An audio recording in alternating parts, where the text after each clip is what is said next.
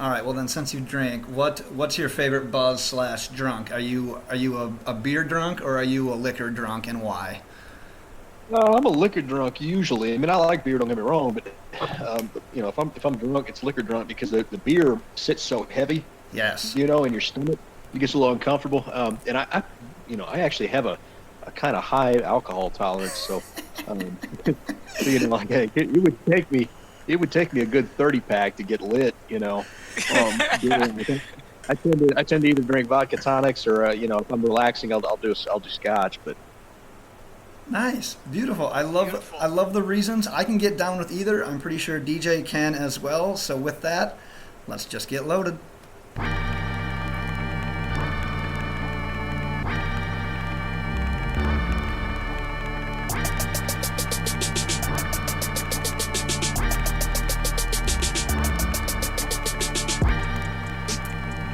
All right. Welcome to the Loaded Box Podcast.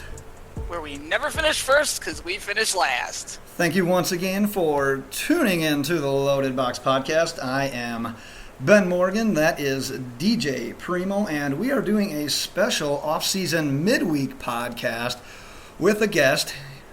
He's an on-air guy. He's an on-air TV guy. On-air radio guy, I should have started with. On-air TV guy. And an alleged raccoon tamer, Ben Allbright. Ben, what's going on? yeah, I couldn't pronounce raconteur either. Yeah. No, I'm that guy. I'm that Twitter guy that everybody hates. Oh, no, I love it. We wanted to have you on. I don't know what the hell, whatever word you pronounced there that sounded like raccoon tamer. DJ texted me and said he wants to be introduced as a raccoon tamer. And I'm like, I don't think that's true, but we're going to go with it because that sounds like exactly someone we want on the podcast. So thank you very much for coming on.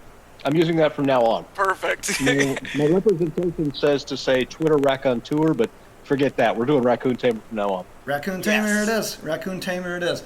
Well, we'll explain as to how we got hooked up with this podcast and why we have you on as a special midweek guest. But before we get to all of that, in case you listeners have not signed up yet, make sure you get qualified to win our Odell Beckham Jr. autographed mini helmet. You just got to follow us on Twitter at LoadedBox. Find the tweet with the details of the contest. Make sure you retweet that tweet, take a friend, get entered to win. We teamed up with the guys from Pristine Auction for this one, so make sure you're following them as well. They've got daily auctions packed with tons of stuff for the man cave. Guarantee their items as they all come with certificates of authenticity from only the trusted sources. It's also affordable. A lot of people don't think you can afford it, but trust me, if DJ can afford it, you can afford it. It's quick, free, and easy to register, free to bid. You only pay when you win. Make sure you mention the Loaded Box podcast in the How Did You Hear About Us section when you register. So make sure you head over to pristineauction.com. That's Pristine, Pristine, auction.com. With that being said, DJ, let's turn to you because you are the reason we are joined by who we now consider Pretty Ben, and I have taken up the name Ugly Ben. I'm a little bit offended, Ben, but now that I know that you're a hard liquor drinker, I'm going to let it slide. I've got beer goggles on right now, so I'm looking at my picture, and actually I'm thinking I should be ugly Ben. Oh, we okay, might change it well, we can't. Yeah, mid-podcast. let's not get too twisted and confused here. All The right, idea is Ben. by the end of this podcast, DJ should be completely confused as to who he's talking to. Yes, By the end of this there we podcast, go. DJ will also be Ben. We will have 3 Bens, all with a weird name before them. Jesus Christ, this would be a great podcast here. All right, so Ben, originally I was going to have you on here about this Case Keenum debate, which we'll get into. But I saw you tweet last night, and I had to confront this. You said something along the lines of, and I don't have the exact tweet here, but something about Better Call Saul being better than Breaking Bad, but fanboys will say the other way. That is correct. That is 100% accurate statement. What in the hell is that? Better Call Saul is better written, it's better produced, it's better shot, and it's better acted. Like, I like Breaking Bad, don't get me wrong, but Aaron Paul could not act. Like, he really cannot act. He was playing himself. Like, Bryan Cranston is a genius, but Aaron Paul was playing himself. And so, it was kind of watching Better Call Saul, the first season is a bit slow, but seasons 2 and 3 are fantastic. The plot is a lot more realistic and relatable, and I think that I think that there's more to it. You always knew Walter White was on a downward trajectory, but even with Bob Odenkirk's character, Jimmy or Saul or whomever, you know where he's going, but it's interesting to see how it's him trying to climb upwards, but really failing down. With Walter White, it was always about, I'm driving this thing into the ground. So to me, there's more to it, and I think it's better written, better acted, and honestly better shot as far as Campbell. I mean, I just don't think, in my opinion, nothing beats Breaking Bad in like the history of television to me. I just don't think you can get more badass than what Walter White became. So I can't get on board with that. One thing I'm going to say to argue against it as well is, like, I always knew when Breaking Bad's like season premiere was, like, I was getting pumped. I looked for it. Better Call Saul I watched. I just learned 2 days ago that it was on last night. It was something that everybody talked about, and I think that just is an argument in his favor. So it's just, I guess I get the Aaron Paul thing. He was kind of being himself, but I liked it that way just because he could yell bitch all the time, and we loved it. He owned that line, though. I mean, what was better than yelling bitch? I like Aaron Paul. I liked his character. It's just for me, and I think it's interesting that you're pointing out, because I think that Breaking Bad was one of the last appointment television shows that we had. Yep. We don't really have appointment television shows anymore because with everything streaming and we binge watch now. Correct. And so appointment TV is really no longer a thing. And Breaking Bad was kind of the last show that we as a country kind of did that with. Game of Thrones still kind of has that. But I think it's interesting because, that kind of dovetails with what I've been talking about with NFL ratings, is that people talk about the ratings being down, which is actually not true. Yeah, we'll get to that. We've changed how we watch television, so right. I think that's apropos. Don't worry, we will talk about that in the coming topics here. So let's get right into Case Keenum. Do you want to take it first? Or do you want me to go right away? Who, me? Yeah, I'm talking to. Fire away. It's still me and you. All right. So this whole thing started. I'm going to give a little background. This whole thing started. I saw Ben tweeting some things about Case Keenum being on point, and I tweeted something about him being bad, and then he came back saying my feeling towards him being a bad quarterback were weird, and I'm going to stick by the fact that he is bad. I'm a very opinionated person. You're a very opinionated person, as I can see on Twitter. I love that about you. Number one, I that's like my favorite thing because I like to fight with everybody. Yes, Ben, we've lost some some guests in the past because of myself. We've lost one guest. Every other guest loves us. You made a hyperbole there. But yeah, I try to be the peacemaker. I put out fires, and DJ's over here just slinging grenades at people. I'm like, you got to knock it off. I am quite opinionated, but at the same time, I'm not one of those people who can't take someone else's opinion. I might argue with you until 3 a.m, but it's over some whiskey. I'm gonna right. But I'm not a guy who's gonna go run crying or be upset and get in a huff if somebody disagrees with me. No, I just love how you go at people, though. It's just ruthless. It's my favorite thing. Okay, so let's get to a couple points I just wanted to make in my argument for why Case Keenum is a bad quarterback. I just personally, I think that there's more evidence, number one, that Case Keenum has been historically bad. Like, he had, 2 good games he had for the Texans, then it was just like kind of dropped off the radar, and then he was bad at the Rams, and then I just think he fell into a perfect fit with Minnesota, a team that had a great defense, who didn't really need to rely on their passing game, where he could run the play action, didn't have to have a lot of options, and he had guys like Adam Thielen and Stephon Diggs. It couldn't be a more perfect fit, which I think this team is just far superior to what Denver is. Personally, obviously, you get to sit there and watch them. Just from what I've seen in the past couple of years, I just don't think Denver is that good of a football team. So I think he's going to struggle now Demaryius Thomas and Emmanuel Sanders has been good, but they're getting older and they're regressing. I don't think the offense is near as good. I think the running backs are the running game is going to be much, much worse, I believe. So I think you're going to see him go back. I think you're going to see struggles because he's going to have to make more decisions on this team, and I think that's his weakness, where he didn't have to make those decisions in Minnesota as much. So you can counterpoint that if you want to right away. Well, I counterpoint that by agreeing with you. I do think that he got in the perfect position, and I think he has a similar position here in Denver. Yeah. If you look at the makeup of Denver's offense, it's actually very similar to Minnesota's. You've got Phelan and Diggs over there in Minnesota. You've got Sanders and Thomas, here in Denver. The O-line is kind of a push. Neither O-line is very good, although it has a piece or two that is.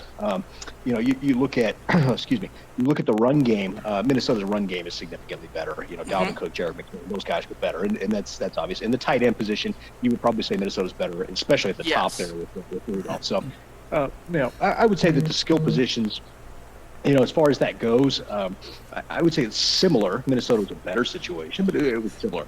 I also agree with your point that Denver's a middling team. I think, depending on how the ball bounces this year, they're a 7 to 9 win team. I correctly picked them to be last in the AFC last year. I got to see Trevor Siemian up close and personal, so that wasn't really a hard call. But I also think that, but here's where I differ from you. I think that, you made the point that there's a case for Keenum being historically bad. Well, there is. There is also a case for Brett Favre being historically bad until he wasn't. A case for Rich Gannon being historically mediocre until he wasn't, And so sometimes Alex Smith, too. So sometimes the light comes on for these guys. Sometimes the game slows down as you get into this career. And I feel like looking at Case Keenum last year, you saw a guy who, in the right set of circumstances, as you so adroitly pointed out, he can succeed. And he's going to have a similar setup in Denver where he's going to have two skilled receivers. And I'll tell you what, the two rookies that are behind them, those guys are going to be monsters. Cortland Sutton is a red zone beast. Deshaun Hamilton reminds me a lot of Emmanuel Sanders. So they're going to have plenty of weapons to do that with. I don't think the run game is going to be that bad. Booker's just a guy. Freeman looks like he can be something. And the secret weapons there are Phil Lindsay and D'Angelo Henderson. Henderson is explosive. They just need to get him the ball. So we'll see. We'll see what that is. He had a 31-game streak through college where he scored a touchdown in every game. So he's a guy that can break them. I think what it is this Bill Musgrave offense, and people who don't remember it need to harken back to 2 years ago when Derek Carr looked really good in the dink and dunk system. And that's what it is. All it requires is a point guard quarterback, and that's kind of what Case is. Case isn't a guy who's going to put a team on his back. He's not a guy who's ever going to be a top 10 quarterback in the league, but he is a facilitator and a point guard, and he can distribute the football effectively and quickly, and that's kind of what Denver needs. So I think he can be effective. I don't think he's going to be a top 10 quarterback, but I think he's going to surprise people this year, and I don't think that last year's numbers were a fluke. Again, it's hard to argue this because we're going to see a lot of things, but I just think Denver is going to be in a lot of situations where they're going to be behind, and I think that's where you're going to see Keenum struggle, and that's why I think he's going to be bad, because he's just not a quarterback who can put a team on his back. Follow-up question to the whole Denver situation. Do you think Denver screwed up going at defense, even though they did have a great pick there, rather than QB in the top 10? No. They had Sam Darnold number 1 on their board. Baker was number 2. Chubb was number 3. They didn't have any other players drafted as top 5 worthy draft picks. They actually had a trade agreed to with Buffalo, so Buffalo could come up and get Josh Allen at 5. But when Bradley Chubb fell into their lap at 5, they decided to take that rather than the 2 first-round picks from Buffalo. Chubb has looked pretty good. He looks good as a pass rusher, but I think the thing about Chubb that's excellent is he's also a guy that looks comfortable dropping back into coverage where maybe Vaughn's not that guy. And so I think that, for scheme versatility's sake, he adds a dimension that some of those other guys, Shane Ray, Shaq Barrett, Von Miller, don't. And I think that gives the Broncos, kind of some help that they need. I like the pick. I think they made the right call overall. I would have loved to see Baker Mayfield here, but obviously he wasn't. That was not in the cards. Okay, I have another question with you before I even make my next point, because it's a moot point if you don't disagree with me. Do you think Blake Bortles is bad, or what do you think? What's your opinion on Blake Bortles?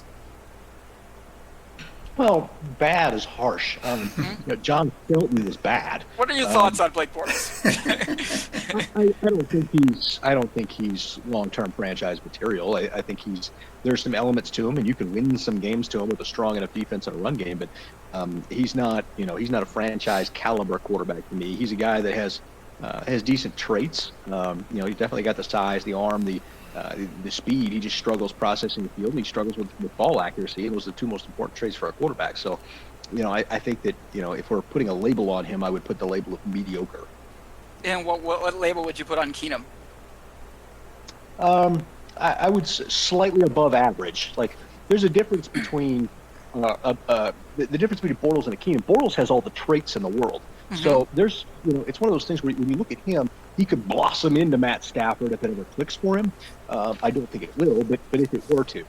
Case Keenum is not a guy with those kinds of traits. He's actually the exact same size as Baker Mayfield. The exact same size. Mm-hmm. He's a smallish guy. Does not have a big arm. Any of those kinds of things. Plus, he's further along in his career. He was a very old rookie. He was a 26-year-old rookie. Yeah. When he came in. So he doesn't have the thing. So, but the thing about Case is that he's like Brian Hoyer and those guys, where they're efficient. Andy Dalton, they're efficient with the football. They can kind of, if you have a great defense and good receivers, they can just kind of facilitate, and you can win a Super Bowl with them. But they're not going to carry you there if you get down. Yeah, I guess one of the points I was going to make is I'm a Blake Bortles fan, number one. So I mean, I see all over Twitter. All over the internet, how Blake Bortles gets criticized. So I went ahead. I was just comparing Blake Bortles and Case Keenum because their numbers are so similar, and they both accounted for 23 touchdowns last year, total touchdowns. Right. Their passing touchdowns are a little different. Blake Bortles had a few hundred more yards, or a couple hundred more, just 100 more yards actually. But they basically were in almost the exact same situation as far as a football team goes, but I just think Blake Bortles had a far inferior, receiving core. I mean, his top wide receiver last year was Keenan Cole, who was an undrafted free agent, and I'm comparing that to a guy who had Stephon Diggs, Kyle Rudolph, and Adam Thielen. It's just like, I don't know how. I was hoping you were going to say he's bad instead of kind of. I actually agree with your points there. I would suggest that Jacksonville had a significantly better offensive line than Minnesota. That's true. But the skill positions Minnesota was better. And for a guy like Keenum, he needs those elite skill position players. He doesn't need the elite offensive line because he gets rid of the ball quickly. Whereas Bortles is the other way around. Bortles does not get rid of the ball quickly and does need that line. And if he has it, then he can make skill position players. So I think we're coming at this different because these are guys from the opposite ends of the spectrum. Yeah. These in terms of what they bring to the table and what their deficiencies are and things like that. Overall, if I needed to win one football game between the two of them, I'm probably taking Case. And I know you like Bortles and all that. Yeah. But, I'm always going to err on the side of the guy that's probably not going to shoot me in the foot and be efficient, which is Keenum, over the big play guy, which is Bortles. See, I'm seeing Bortles as just a better decision maker last year. I'm hoping he just gets better. It seems as if he might be improving and making better decisions and not taking those downfield shots when he did a couple of years ago and making those bad decisions. So I just see him improving and adding weapons. I think he can actually get to a pretty solid quarterback as long as he continues to make better decisions and not have to throw it downfield all the time. That's entirely possible. All I can go off is the body of work to date. And I'm just saying, like, in my experience, a guy like, Bortles, he may improve. I'm hoping he improves. I'm hoping he becomes that guy that you hope that he can be. But if I'm looking at the situation right now for what it is, Keenum is the more efficient quarterback. He's not going to turn it over, so I'm going to get shot in the foot less, and I'll have a better chance of winning the football game. That's my line of thinking. And I just want to say that I'm not a Jaguars fan, so I don't want you to think that at all. I just have been a fan of Blake Bortles. I'm actually a Packers fan, but Ben, okay. Go ahead, Ben. Oh, Ben, yeah, I just wanted to. Oh, other Ben? Ugly Ben. This is Ugly Ben. I just wanted to let the audience know that I didn't pass out. I am still alive. I actually, Pretty Ben, I just wanted to let you know that I'm actually on your side on this debate. DJ and I have talked about this on the podcast multiple times.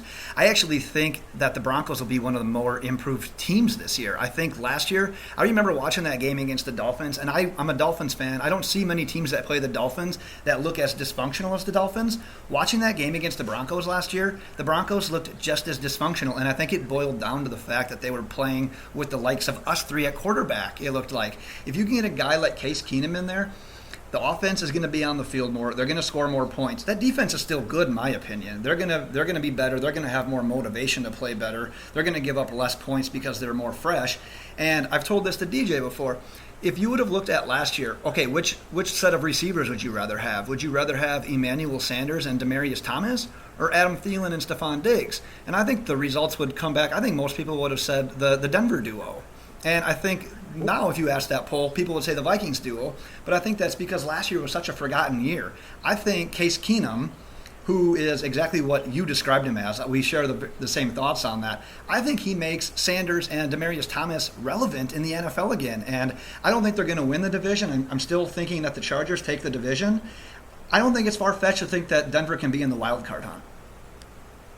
I think you basically agree with everything I've said, so there's really nothing for me to add to that because that's pretty much exactly how I feel about that. Fair enough. That's what Ben's do. Wow, incredible! I'm glad you guys are butt buddies now. Wait, I mean, I should say that. That's not homophobic. I'm glad you guys are friends now. Okay, I just wanted to get that out of the way. I'm not going to sit here and argue with it all day because, we're going to make our points and decide what they want to decide, and we'll see what happens, and I'll tweet you all season when I'm right. So. And Case Keenum debates make for scintillating radio. So I know, so excited. Right. But, we had to get it out of the way. But the stuff I am excited about that should make for scintillating radio is what I want to get to next, because I was more than excited once I got you on here, because I've been following this very closely. So I'm going to start with some of your Twitter debate first with Darren Rovell, if that's okay with you. Far away. Okay, so I'm just going to read the tweet that Darren Rovell sent out, and then just your response real quick. So here's Darren Rovell's tweet that he sent out. Hey, Twitter, at Twitter, time to wake up and move to the freemium model. More than 46,000 people voted, 28% willing to pay something. This will generate a minimum of $2.8 billion a year, $2.8 billion a year. Give benefits/tools to those who pay. Keep it what it is now for those who don't want to pay a dime. And then your response is when you don't understand polling, math, money, social media, or freemium model pricing. And then he said something about giving you a tutorial, and you said feel free. So it was going back and forth, which I loved, and it was the most entertaining thing I saw. First of all, can you please explain to our audience and me and Ben, like we're 5 years old, what freemium model is? The best way to do that is to compare it to video games. I don't know if you guys have ever played like those World of Warcraft games and stuff like that, but you can play those things for free. You just have a tougher time doing it because when you pay for the subscription or you pay to do the microtransactions and things like that, you get additional products that make your experience easier. And so a lot of video games, especially MMO type video games, use the freemium model. It's basically you can play it for free to kind of try it, but if you want to be good at it, you're probably going to have to pay some money. It's pretty much how that works. Okay. With freemium, you're selling that the things that you're getting out of that are cool. That being the best at this is cool. There's a prestige to that, right? And that doesn't really factor in with social media. With social media, there's a psychology to it, and so the idea that you can have certain power users that are paying more for certain other things, you lose the cool factor. The cool factor of social media is that everybody is equal and everybody has an equal opportunity to amass a large following and be famous and have their tweets go viral and those kinds of things. Like the content that you create has an equal opportunity. And when you switch to a freemium model, that you lose that. And that's what Rovell, who's strictly a numbers guy, doesn't understand. He also doesn't understand statistics, polling, or math in that. And the math. Yeah, an unscientific poll with 46,000 respondents of the the 200 and some odd million Twitter users out there, represents an incredibly tiny sample that was that only happens to follow him and likes what he has to say, which is probably also numbers people who feel that way. So the idea that would generate that amount of revenue is ludicrous to be charitable. And so, one of those, that's what exasperates me when I see stuff like that. Rovell had absolutely no idea what he was talking about, and then tried to get snide with that tutorial thing. I'm like, yeah, you bring it on, buddy. I'm all for it. You explain to me, a guy who was initially a major in statistics in college before switching to do another field, but explain stats to me. I want to see this, and of course, you never showed. But that's how that works. I was confused. I didn't even like I looked at it and I was just confused by the numbers because they just didn't make sense where he gave that $2 billion, $8 billion a year. So I was all thrown off by that. I couldn't have agreed with you more. He basically took the percentage of responders to his poll and applied it broadly to the whole of Twitter, which is which doesn't make any sense. Right, which doesn't work at all. And in the real world, anybody who's ever taken even a high school level statistics course would laugh that math out of the room. Yeah, that was awful. Okay, Ben, Ugly Ben, did you have something to add? No, I was almost going to cut off Ben at one point and say that I don't smoke pot, but in order for me to understand this, I felt like I needed to be high as shit. That's all I really needed to add there. I don't have anything else for that one. Okay, I wanted to get that out of the way because now I want to get into the one I was real interested in, number one, because I've been arguing this point and I finally saw a person who can explain it better than I can. Number two, I just hate Clay Travis. So I want to talk about Clay Travis here. And and your arguments with him. I'm going to read some of the tweets. I'm just going to give an overview of it. But so your guys' arguments were basically about viewership and how drastically it's gone down in the NFL. And I know lots of what you said and what I've been arguing with friends of mine is the fact that people are watching these things in different ways. So you're just talking about adding in other ways of watching to the viewership because he was trying to drop numbers on you, and you guys were dissing each other pretty hardcore back and forth, which I enjoyed watching. I kind of read through those a few times now. So I just want to read one of your tweets was pinned, and a couple of your tweets that I liked here, but it was here's one of them. So it's claiming the NFL's TV ratings are down is technically factually correct in the same way that marijuana arrests in Denver are down. In the strictest terms, it's right, but it lacks the actual context of the big picture. The statement is factual. It's just not the truth. So that's one tweet. That's well said. And then you go on. What? That is well said. That's like poetry. It is. And the next tweet that I wanted to read is the NFL made over $14 billion last year, nearly $1 billion more than the year before. It's not losing money. TV ratings as a whole have plummeted. Great point, which was one of the points I continue to make. When you compare the NFL to them, NFL, which is 18 of the top 25 shows this year and 37 of the top 50 last year, it's actually up.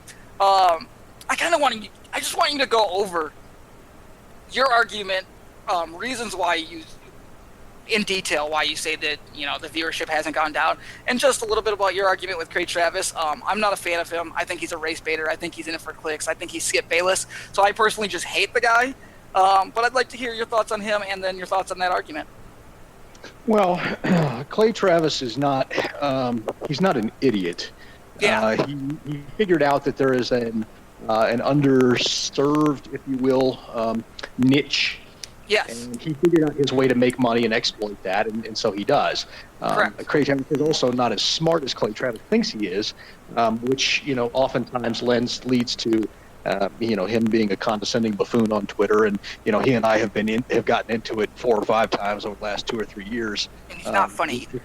Yeah, just because he's I know that he's not an idiot, but but the things that he says are sometimes idiotic in an attempt to pander to people who are, and so I think that regardless of your politics, I don't care about that. Yeah. What I care about are the facts and then the truth. And let's start there, because those are 2 separate concepts and something a lot of people fail to understand. Fact is something that is true. The floor is below you. That is factual.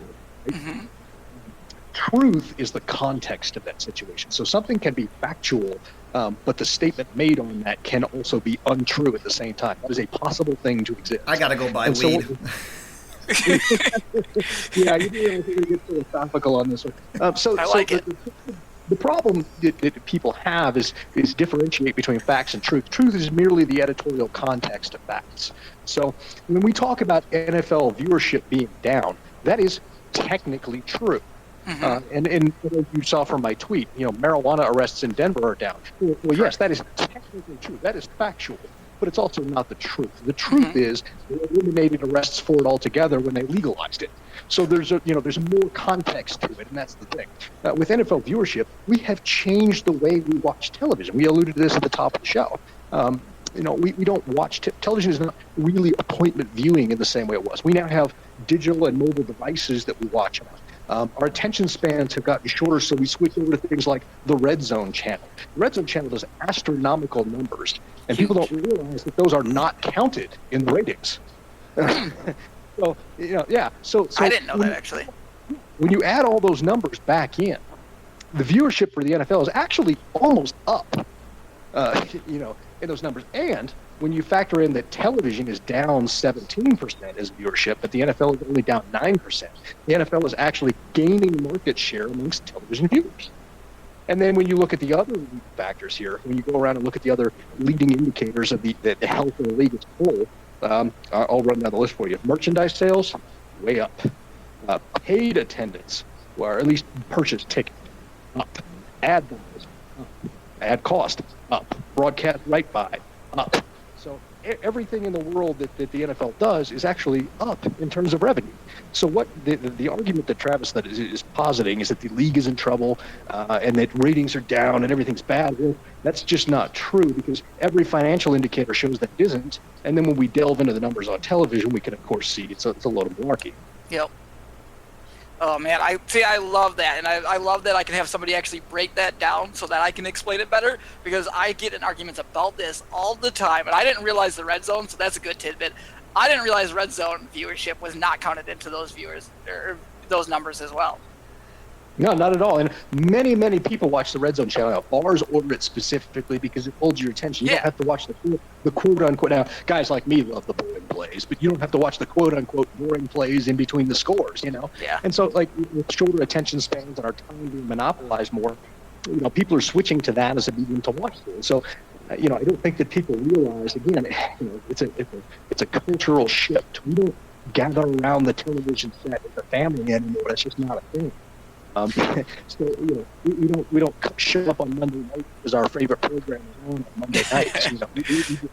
We catch it on Hulu a couple of days later on the DVR, or binge watch it on Netflix later. So the way that we consume football has changed, and that's what people like Clay Travis and people who are kind of quote unquote trying to pick on the NFL ratings don't understand or aren't being honest about. I mean, it's working because it's getting people's attention. I mean, I'm getting angry about it as well, so I guess maybe I'm an idiot. No. I mean, and that's the thing. These guys just say something, and we live in kind of the post-truth era. Things it doesn't matter if they're really true. People just say them long enough, and it becomes truth to you. So that's another thing. It's like we just don't have proper fact checking anymore. All right, I have to ask, because I wanted to ask this right away. How old are you and where are you from? Because your accent makes you sound like you're from Kentucky. So I feel like you're kind of old school. So I'm going to guess you're like a 45-year-old from Kentucky. You're actually not that far off. I am 38 years old and from Arkansas. Wow. Arkansas. Okay, I was going to say, because you live in Denver, and I wasn't expecting that. Well, again, it's an accent to me because it's different from me. Here's the funny thing, too. To people here, I have a really thick drawl, but to people back home, I sound like a Yankee. So it's, it's kind of funny. But no, I moved out to Denver about 5 years ago, I guess. I had to ask. Ben, do you have any ugly Ben? Do you have more stuff for him? Yeah, I've got a couple. I like to do rapid fire with our guests, but before I get to that, I guess I'll hit on one thing because I didn't get to talk too much football. But I wanted to bring up one thing that I saw a tweet from you not too long ago. I think it was fairly in support of Ryan Tannehill as the Dolphins quarterback. And I am under the belief that the Dolphins can win with Tannehill if they ever established a running game and a hell of a defense. I put him kind of in that same mold as Case Keenum. I don't think he can end up being the guy that the Dolphins lean on with this current team. So I think by the time that the defense and the running game catch up, I think it's going to be too late for Tannehill. They're just going to keep dragging their feet. I'm a firm believer that they should have taken one of the quarterbacks in this draft because it's so heavy. Do you disagree with that stance, or Are you a Tannehill guy, or do you think that they probably should have taken a quarterback in the draft? Well, there's a couple of questions there, so let me unbox those one by one. And let me start by saying, in the interest of full disclosure, that I have a good relationship with Adam Gase. We golfed on occasion, that kind of thing. So I know that they were in the market for Baker Mayfield, but again, obviously he didn't get to them. So going number one overall. So they liked him. They thought he could kind of be the guy, but other than that, they didn't really think any of the guys there were going to be the guy. They held off on that Brian Tannehill contract, kind of deal until they knew they weren't going to get Baker, and then, kind of went into that. As far as Tannehill goes, he's Alex Smith. Yep. That's who he is. That's who he is. He's a mobile guy who's efficient with the ball in short chunks. Never gonna carry a team, but is a guy who's not going to really shoot you in the foot too much. And if you've got great skill position players and a great defense, you can win with him. And so I think that's the thing. When you look at who he is and what he does, he's Alex Smith. And so I think. My tweet in support of him was that you can win with him. In other words, you can get to the playoffs with him, no problem, if you get the right pieces around him. But I don't like the people who make these hyperbolic claims, that he's garbage or he's awful and things like that. But, the reality is, DJ. he's one of the like 20 best people on the planet at doing this. Right. So for me, it's one of those things where I'm like, well, he's not bad. He's not terrible. He's just average, and you just need to surround him with the right pieces. Right. I wish you could just tell him that Ryan Tannehill sucks and just get it over with. Like, put him out of his fucking misery. I can't listen to this shit. EJ, you should have slid him a DM just to have him break my heart, even if he didn't believe it. Ben and I actually huddled up before this show, and we failed on other things you were going to talk about. We were just going to team up with you the entire time. This is fucking garbage. You know what? And what you're doing right now is you're giving this fucking... I talk about this all the time. You're giving this guy hope now, and then I have to deal with him crying in my arms at the end of every goddamn season, and then it's just gonna be a disaster, and I'm gonna put that blame on you. So. I get blamed for everything else. I'm pretty sure I'm next in line to be blamed for global warming. So yeah, dude. That's you next. And Obama both, but. I can't believe you're doing this to him right now. I'm really upset. Before we get, are you going to say something ugly, Ben? I just wanted to say one more thing, because you brought up the whole Adam Gase connection. And when Gase went to Miami, obviously they were in need of a new head coach. And you could just see the difference in the team from playing with Philbin compared to playing with Gase. It was night and day. I never understood how much coaching meant until Gase took over. But then last year when the Dolphins started struggling a little bit, it was Gase always kind of head in his hand, just shaking his head, almost as if like, I'm above you guys. You players are not following my scheme. Now he's got his quarterback that he wants. He's had a couple of years in it. It's his players. It's his scheme. And every single report from training camp is the defense, which probably isn't statistically like a top 10 defense. It should be okay, but not top 10. They are crushing the offense. They are just manhandling this Adam Gase-led offense with his guys. So it's like, I want to like Adam Gase. I have the belief in that. But like the results aren't coming there. I feel like Adam Gase is like, every coach has a little bit of an ego. I almost feel like Adam Gase is almost too big for his own self sometimes. Well, let me caution you here just a little bit. Anytime you have an offensive head coach and you keep most of your defensive pieces for multiple years, those defensive pieces know what the scheme is because they go up against the same people in the same scheme at practice every day. And so what happens is the defense looks better over time against those offenses because they know what's coming. So I would suggest that Adam is he's a very smart guy. I'll say that, very smart guy. He was bitterly disappointed last year because that was going to be the year. And then Tannehill went down, and they had to run with Cutler, and they just, and so he was bitterly disappointed because they had it all revved up, and so I think he's trying to recover from that. There was some locker room revolt. Jarvis Landry was kind of a locker room cancer, and Dominic Stu was kind of mouthing off and stuff, and so they kind of they shipped a lot of those guys out that kind of led that locker room revolt out so that he could regain control as a head coach and go from there. I think Miami's going to be better than people think. I think Miami's going to finish second in the division. Huh. Well, that's not, no, DJ, hold on. That's not a terrible claim. I mean, all you got to do is beat the Jets and the Bills. Second in that division isn't the best. I'm with you. I see 7, 8 wins. But that gets second in that division likely. Yeah, I mean, it is. I think you look at New York and you look at Buffalo, and those are 4 and 5 win teams. And then you look at Miami, and they get a couple of bounces. You can be a 500 or 9-win team, maybe flirt with a wild card. Yeah. Just pick 15th in the draft again, just like every other year that I've been alive. Sustained mediocrity. This is just a disaster. This podcast has gone downhill quickly, and I need to save it. So before we get into Ben's rapid fire questions, I just kind of thought about how did you get to where you are? Like, what's your story? How did you get to Denver? How did you get into sports? How did this all happen? You said you were a statistics guy. Now you are where you are. What happened? How did you get there? Connections. Played football coming up. Was quarterback and then turned to receiver in college. Went, did the grad assist thing from there. Massaged that into a connection where I got to work for Gruden for a year down in Tampa. When we all got fired down there during his last season, it was a scenario where I was like, well, what am I going to do now? And I fell backwards into media, and people kind of liked, I guess, my style, and so it's one of those scenarios where I just kept kind of failing upwards, as it were. I enjoy what I do. I love doing this. I think it's fantastic. But I also, despite playing kind of an arrogant character on Twitter, the reality is I recognize that I'm incredibly, incredibly lucky with what happened. And a lot of guys would kill to have kind of the breaks that I've had. See, I'm a fan of like arrogant and cocky because that's who I am. That's who I kind of. Do you know? And I shouldn't mention them, but I don't care. Do you know anything about Barstool Sports? Yes, I do. What do you think about them? I hate it. You hate it? Why do you hate it? See, I'm on the opposite spectrum. There's some good, talented people there. Don't get me wrong. And Uncle Chaps is actually a good buddy. But most of the content that I find there is usually filler, and it's usually designed to be lowest common denominator. Frat type humor, and I guess like at this point in my life, I'm kind of a little too old for that. Sure.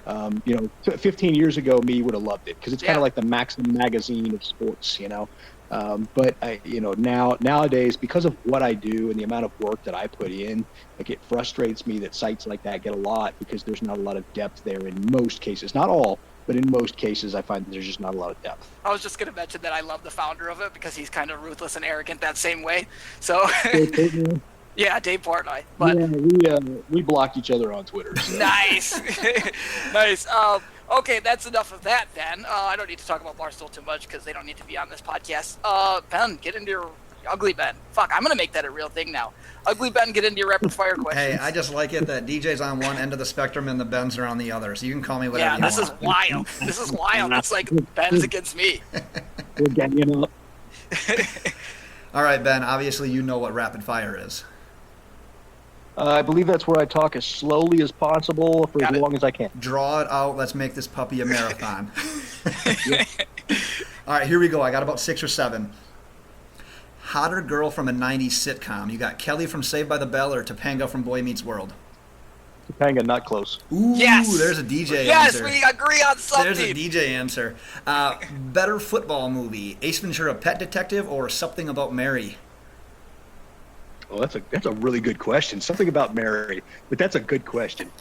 Feel free to use that one. Just give me credit. Just say Ugly Ben came up with that one. The motion Jim Carrey scene in Ace Ventura where he's doing the football thing is hysterical. Like the first time I saw that, I was crying and I could not believe laughing.